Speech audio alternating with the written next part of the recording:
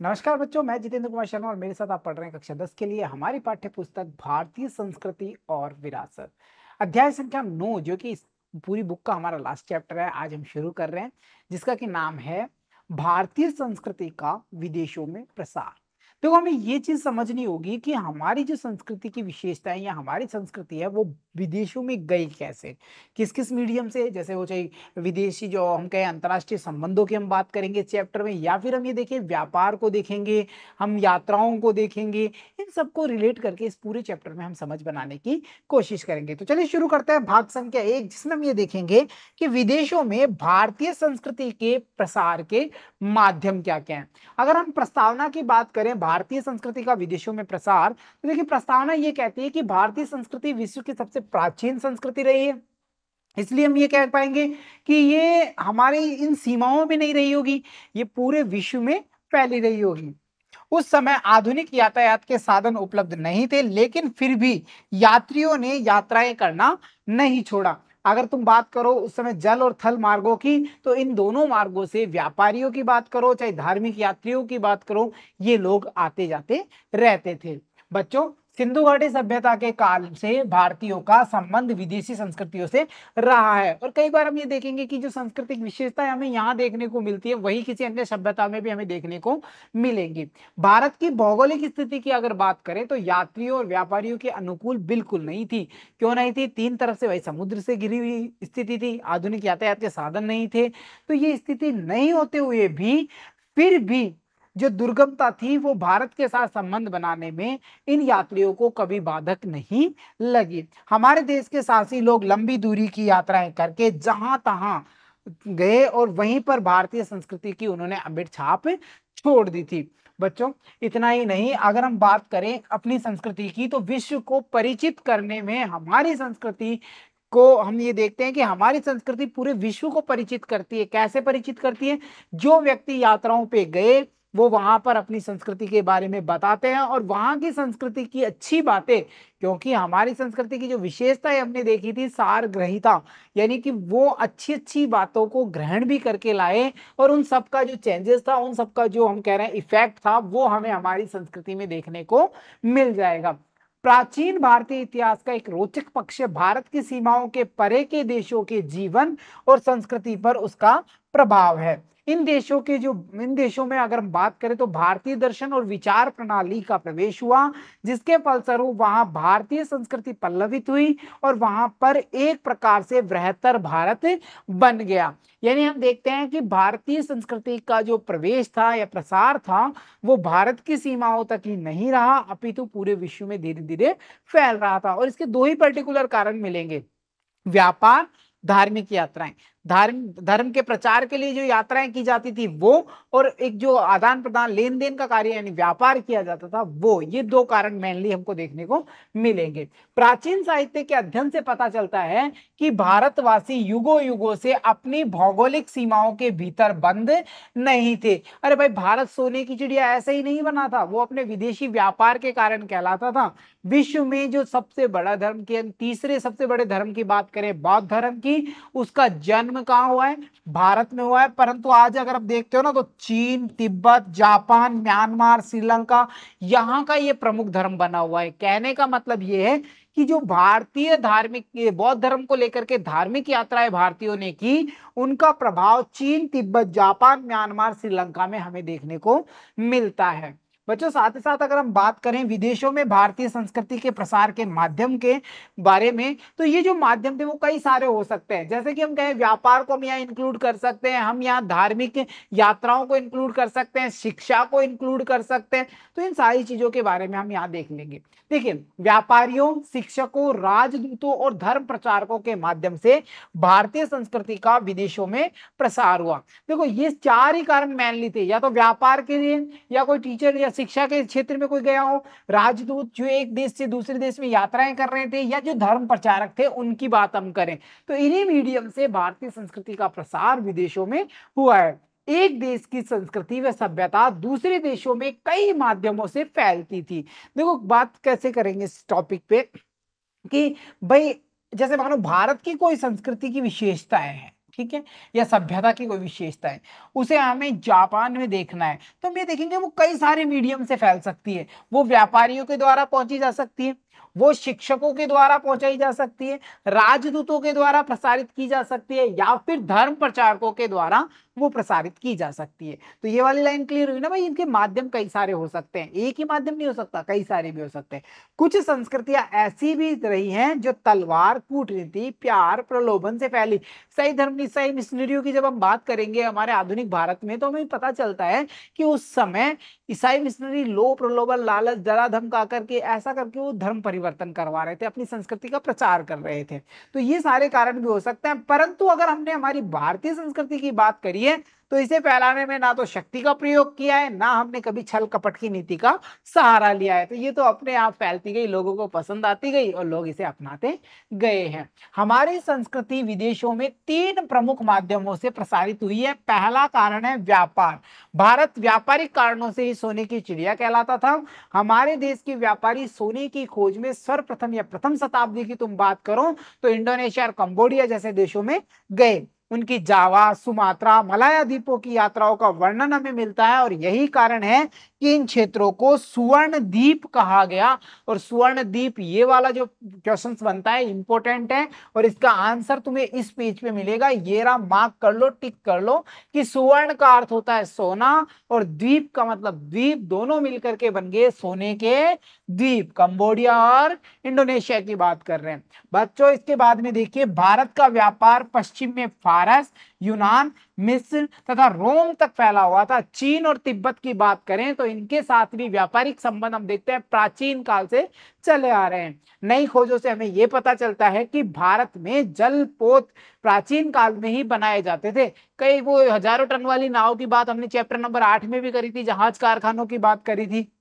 तो इन जहाजों के माध्यम से भारत का माल दक्षिणी पूर्वी देश व पश्चिम में अरब तक जाता था। तो कुल मिला के जब व्यापारी व्यापार करने के लिए एक देश से दूसरे देश में यात्राएं करते थे, तो वो अपनी संस्कृति की कुछ अमिट छाप वहां छोड़ करके आते थे और धीरे धीरे वहां संस्कृति का प्रसार होने लग गया। बच्चों, इसके साथ साथ देखिए, इन व्यापारिक संपर्कों के कारण ही भारतीय संस्कृति का प्रसार इन देशों में हुआ। उस समय भारत के प्रमुख व्यापारिक नगर थे, जैसे उज्जैन की बात करो, काशी, मथुरा, प्रयाग, पाटलिपुत्र, कटक, पुरी, रामेश्वरम, कावेरीपट्टनम की बात कर रहे हैं, ताम्रलिप्ति की बात करो, या फिर हम करें मामल्लपुरम की बात कर रहे हैं, यानी मामल्लपुरम की बात करें, ये सारे के सारे हमारे व्यापारिक नगर थे और ये व्यापारी ही राजाओं के राजदूतों का कार्य भी करते थे। शुरू में अब क्वेश्चन क्लियर हो रहा है। 4 कारण वहां देखे थे, शिक्षा वाला, व्यापार वाला, राजदूतों वाला और हम धार्मिक यात्राओं वाला। फिर हमने उनको 3 ही क्यों कर लिया? क्योंकि जो व्यापारी थे वही क्या करते थे? राजदूतों का कार्य भी करते थे। पहला पॉइंट क्लियर हो गया व्यापार के माध्यम से। चलिए दूसरा पॉइंट देखते हैं, बौद्ध धर्म का प्रसार। अब ये हम धार्मिक कारण कह सकते हैं। धर्म प्रचारकों ने अपने अपने धर्म थे उनको एक स्थान से दूसरे स्थान पर फैलाया और यही एक हम कह सकते हैं मेन कारण था कि जो बौद्ध धर्म था भारत में जन्म लेता है और चीन की बात करें, जापान की बात करें, श्रीलंका, म्यांमार, इन सब की बात करें तो वहां का प्रमुख धर्म बन जाता है। क्यों बन जाता है? क्योंकि प्रचार किया गया, एक स्थान से दूसरे स्थान पर प्रचारक गए। उदाहरण के लिए सम्राट अशोक के पुत्र महेंद्र व पुत्री संघमित्रा ने श्रीलंका में जाकर के बौद्ध धर्म का प्रचार किया था। तो इस प्रकार से हम देख पा रहे हैं कि इनके साथ साथ जो भारतीय संस्कृति और सभ्यता थी वो भी एक देश से दूसरे देश में पहुंचती गई। बच्चों, इसके बाद में अगर हम आगे बात करें हमारे तीसरे टॉपिक की, शिक्षा को रिलेट करके, तो विश्वविद्यालयों का योगदान हम भुला नहीं सकते। अगर धर्म प्रचार की, संस्कृति प्रचार की हम बात कर रहे हैं तो विश्वविद्यालयों का योगदान अतुलनीय होता है। क्योंकि प्राचीन भारत की जब हमने बात करी थी, नालंदा, तक्षशिला, विक्रमशिला, ओदंतपुरी, इन सब विश्वविद्यालयों की हमने बात कर ली थी। ये ऐसे विश्वविद्यालय थे बच्चों जहां पर हम देखते हैं देश विदेशों से जो विद्यार्थी थे वो पढ़ने आते थे, यहाँ पे कई सालों तक रुकते थे, अध्ययन करते थे। तो उनके साथ, उनके अध्ययन के साथ साथ हम ये देखते हैं वो यहाँ की संस्कृति की महक भी अपने साथ में ले जाते थे। और जहां जिस देश में वो जा रहे हैं वहां पर वो धर्म प्रचार की या शिक्षा के प्रचार के साथ साथ हम ये देखेंगे कि इस संस्कृति का प्रचार भी कर देते थे। क्योंकि इतने सालों में वो यहाँ रहे तो संस्कृति की कोई ना कोई झलक, कोई अच्छा ही उनको अच्छी लगी होगी और उसे वो जरूर ग्रहण करते थे।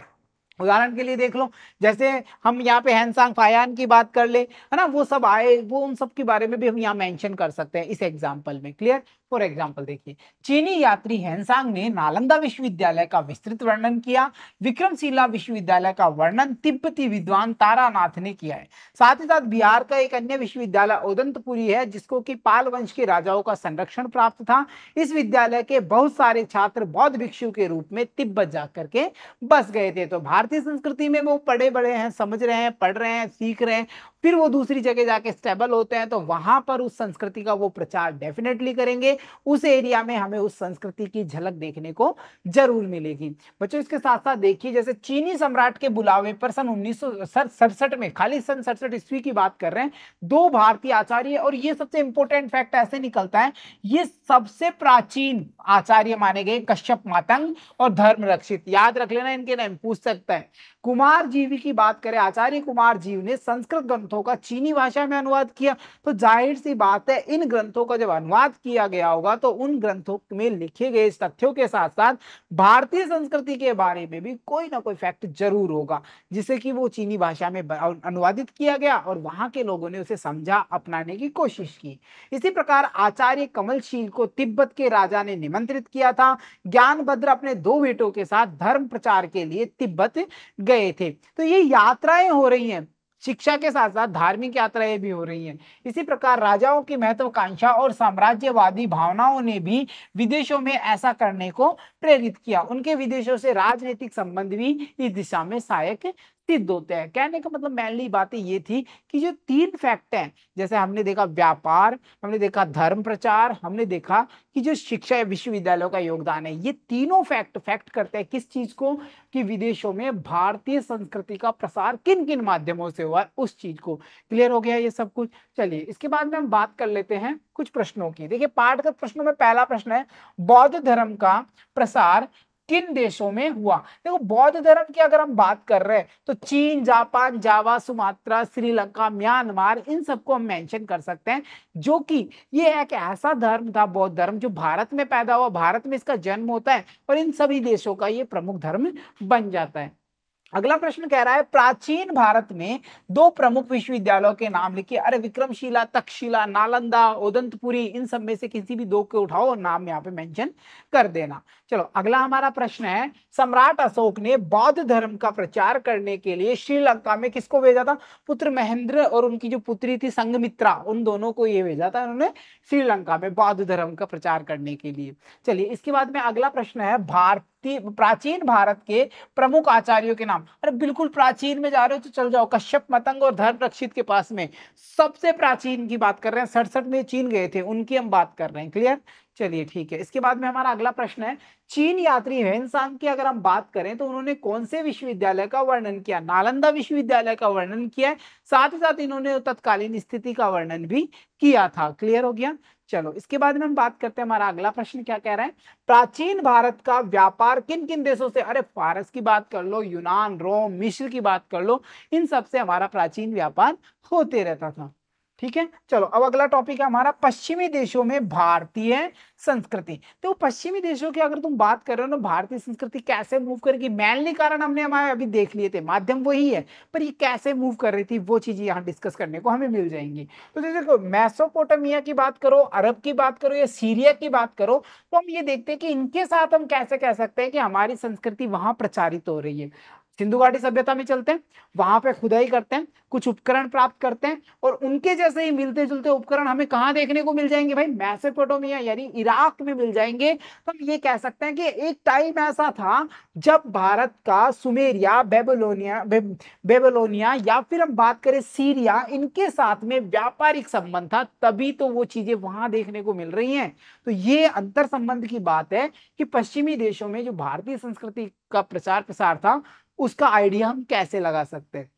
यहूदियों की पुस्तक के अनुसार राजा सोलोमन के काल में प्रत्येक 3 वर्ष के बाद जहाज भारत की ओर जाया करते थे और वहां से अनेक सारी वस्तुएं लाया करते थे। बोगसगाई, जो बोगसगाई की बात करते हैं उसके शिलालेखों से भारत के पश्चिमी देशों से सांस्कृतिक संबंधों का पता हमें चलता है। सम्राट चंद्रगुप्त मौर्य की बात करें और उसी के समय अब चले जाओ सीरिया, वहां पर कौन मिलेगा हमें, वहां पे हमें मिलेगा यूनानी शासक सेल्यूकस। अब देखो चंद्रगुप्त मौर्य की बात कर रहे हैं और सीरिया में हम यूनानी शासक सेल्यूकस की बात कर रहे हैं, इन दोनों के रिलेशंस देखते हैं। पुत्री हेलेना, ठीक है, उसका विवाह चंद्रगुप्त मौर्य से करता है और उसी के साथ राजदूत भेज देता है मेगस्थनीज चंद्रगुप्त मौर्य के दरबार में, और मेगस्थनीज क्या कर रहा है, इंडिका लिख देता है। और ये सारी चीजें अब हम क्या समझ पा रहे हैं, इनकी जो सांस्कृतिक राजनीतिक या हम ये कहें एक दूसरे का जो संस्कृति का आदान प्रदान है वो यहीं से शुरू हो गया। सीरिया कहाँ रह गया, इंडिया कहाँ है। अब हम देख रहे हैं वहां से राजदूत आ रहा है, वो कई सालों तक यहाँ रहेगा, पुस्तक की रचना करेगा, यहाँ की संस्कृति को समझेगा, उसका प्रचार प्रसार वो वहां जाके करेगा। कुछ अच्छा ही तो मिली होगी ना उसको, तभी तो उसने पुस्तक लिखी इतनी बढ़िया, है ना। ठीक है, इस प्रकार से हम ये देखेंगे कि बौद्ध धर्म इराक के मौसूल क्षेत्र तक फैला हुआ था। ये वाला पॉइंट थोड़ा इंपॉर्टेंट हो जाता है बच्चों, क्योंकि बौद्ध धर्म को लेकर के प्रश्न अभी तक प्रीवियस ईयर में नहीं पूछा गया, तो उम्मीद कर सकते हैं आपकी बार पूछा जा सकता है। 8वीं सदी में सिंध पर अरब के मुसलमानों के आक्रमण के बाद ये संबंध और घनिष्ठ हो गए। अरब से भारत में घोड़े मंगवाए जाते थे तो अरब व्यापारी आते थे, जाहिर सी बात है संस्कृतियों का आदान प्रदान होते रहता था। क्लियर हो गया, ये हमने देखा पश्चिमी देशों की एक झलक। अगले देशों की बात करते हैं। देखो मिस्र और यूनान के साथ संबंधों की बात करें तो प्राचीन काल में भारत और मिस्र के बीच समुद्री व्यापार का बोलबाला था। ऋग्वेद में भी हमें ये देखने को मिल गया था, प्राचीन भारत में भी हमने पढ़ा था ये। 6ठी और 4ठी सदी ईस्वी पूर्व के बीच ईरानी, यूनानी, इंडो यूनानियों ने अपने अपने अलग अलग साम्राज्य स्थापित किए। इन साम्राज्यों की स्थापना से भी भारत व यूनान के संबंध बढ़ गए थे। बच्चों इन संबंधों से सांस्कृतिक जो आदान प्रदान था वो भी बढ़ता गया, और यह भी हमें पता चलता है कि अशोक महान ने पश्चिमी देशों में बौद्ध धर्म के प्रचार के लिए बौद्ध भिक्षु भेजे थे, जिसकी पुष्टि स्वयं अल बरूनी करता है। ये अल बरूनी महोदय वही है जिसने हमारे ज्योतिष विज्ञान की बहुत ज्यादा प्रशंसा की थी हमारे चैप्टर नंबर 8 में, याद आ गया होगा। ठीक है, तो इस प्रकार से हम कह सकते हैं कि मिस्र यूनान के साथ हमारे कैसे संबंध रहे होंगे। इसके बाद में हम देख लेते हैं रोम के साथ। देखिए ऐतिहासिक पुस्तक पेरिपल्स ऑफ द एरिथियन सी की बात करें तो उसमें हमें यह पता चलता है कि भारत की व्यापारिक स्थिति कैसी थी। बहुत से व्यापारी रोम से आते थे, भारत में भारी संख्या में रोम के सोने के सिक्के यहाँ पर हम देखते हैं बहुत सारे हमें प्राप्त होते हैं। बच्चों इतना ही नहीं, भारत से रोम, काली मिर्च, बारीक मलमल, इत्र, हम कह रहे हैं मोती, मूल्यवान पत्थर, ये सारी की सारी चीजें यहाँ से ट्रांसपोर्ट होती थी। और इसी से हम देख रहे हैं कि कुछ जो भारतीय व्यापारी थे वो भी क्या कर रहे थे, सिकंदरिया में ही बस गए थे। अब संस्कृतियों का आदान प्रदान होगा, वो वहां रहना शुरू कर चुके हैं, अब वहां पे वो अपनी संस्कृति के अकॉर्डिंग रहेंगे, उनकी संस्कृति की कुछ अच्छी बातें सीखेंगे और ये ट्रांसफर्स होती रहेंगी एक दूसरे में। और इस प्रकार से जो हम कह रहे हैं भारतीय संस्कृति का प्रचार है वो पश्चिमी देशों में होना शुरू हो गया था। क्लियर। अगला है हमारा ईरान के साथ संबंध। देखिए भारतीयों का ईरान के संपर्क में आने का मूल कारण यह था कि ईरान के राजा दारा प्रथम ने भारत के कुछ भागों पर अधिकार कर लिया था, तो जाहिर सी बात है कम्युनिटी यहाँ स्टेबल कर रही थी ईरानी, और उनके साथ हमारे संबंध स्थापित हो रहे थे। ईरानी सेना में भारतीय सैनिकों को भी भर्ती किया गया था। यहाँ बौद्ध धर्म का प्रचार प्रसार हुआ, तो क्या जाहिर सी बात है बौद्ध धर्म है कहाँ से पैदा हुआ, भारत से हुआ ना। तो इन सबसे हम देख रहे हैं ईरानियों के साथ हमारे संबंध स्थापित हो रहे हैं। सीस्तान में आज भी एक बौद्ध मठ के खंडर देखने को मिलते हैं हमें। क्लियर हो गया। चलिए इसके साथ साथ देखिए पार्थिया की बात करें तो पार्थिया नामक स्थान भी बौद्ध धर्म का मुख्य केंद्र है। ईरान की बात चल रही है अभी, ठीक है, ईरान की हम बात कर रहे हैं। व्यापारिक संबंधों के साथ कला साहित्य के क्षेत्र में भी ईरान से हम देखते हैं कि कई सारी सांस्कृतिक चीजों की आदान प्रदान हमें देखने को मिलेगी। बच्चों कालिदास ने ईरान की द्रक्षावलय भूमि का वर्णन किया है, तो आप अंदाजा लगा सकते हो किस काल की हम बात कर रहे हैं, प्राचीन काल की। और उस समय भी हमें पश्चिमी देशों के साथ सांस्कृतिक संबंध देखने को मिल रहे हैं। क्लियर हो गया, बिल्कुल उलझन जैसी कोई चीज नहीं है। मेनली याद रखना है कुछ स्पेशल चीजें, कुछ स्पेशल देशों के नाम, बस और कुछ नहीं है यहाँ से। ठीक है, चलिए इसके बाद में हम बात कर लेते हैं अगला अफगानिस्तान से संबंध। देखो अफगानिस्तान भी बौद्ध धर्म से बहुत प्रभावित हुआ था, यहाँ तक कि गजनी भी बौद्ध धर्म का महत्वपूर्ण केंद्र था। अपने उत्तर पश्चिम सीमावर्ती अफगानिस्तान देश से भी भारत के घनिष्ठ संबंध थे। ऋग्वेद में काबुल तथा गोमल ये जो नदियां हैं इनका वर्णन हमें देखने को मिलता है, और ये हम देख रहे हैं अफगानिस्तान की स्टेबिलिटी आ गई। सो ये चीज हमारे लिए क्या हो जाती है, इंपॉर्टेंट हो जाती है। डाटा तो कलेक्ट कर ही लिया करो, काबुल और गोमल। अब देखिए अफगानिस्तान के हड्डा नामक स्थान पर 531 बौद्ध स्तूपों के अवशेष मिले हैं तथा काबुल के पास एक नगर में महात्मा बुद्ध की मूर्तियां भी मिली है। और बौद्ध धर्म कहाँ का है, कहाँ पैदा हो भाई, भारत में। कहाँ मिल रहे हैं अवशेष, अफगानिस्तान में। दोनों के सांस्कृतिक संबंध समझ में आए, यहां से कुछ तो गया ना वहां प्रचार प्रसार के लिए, उनको समझ में ना आया ना भारतीय संस्कृति के बारे में, तभी तो उन्होंने वहां पे रचनाएं ही बनाई है ऐसी। क्लियर हो गया। चलिए इसके बाद में हम देख लेते हैं कुछ पाठगत प्रश्न, जैसे सेल्यूकस ने अपनी पुत्री का विवाह किस भारतीय शासक के साथ किया, चंद्रगुप्त मौर्य। दहेज में दे दिया था, क्या दे दिया था, मेगस्थनीज को भेज दिया था। भाई इंडिका लिख ले वहां बैठ के थोड़े दिन। क्लियर। चलो मेगस्थनीज कौन था, सेल्यूकस का राजदूत था जो हेलेना के साथ यहाँ पे आया था। ठीक, अगला प्रश्न है अरब से कौन से पशु मंगवाए जाते थे। अरे भाई घोड़े मंगवाए जाते थे, बहुत आसान सा प्रश्न है, लड्डू प्रश्न है ये तो, सीधा सीधा अरबी घोड़े। भारत से रोम कौन कौन सी वस्तुएं जाती थी, देखो काली मिर्च में तो हमारा कोई तोड़ है ही नहीं, मसालों में काली मिर्च में, तो काली मिर्च तो मेंशन कर दो। इसके साथ साथ तुम बारीक मलमल, इत्र, मोती ये सारी चीजें मेंशन कर दोगे। क्लियर। चलो उसके बाद में अगला प्रश्न कह रहा है ईरान के किस शहर में बौद्ध मठ के अवशेष मिले। यहाँ पे हम सीस्तान की बात करेंगे, पार्थिया की भी बात कर सकते हैं, बट मेनली बात आई है यानी कि तो सीधा सीधा तुम सीस्तान मेंशन कर दोगे। क्लियर।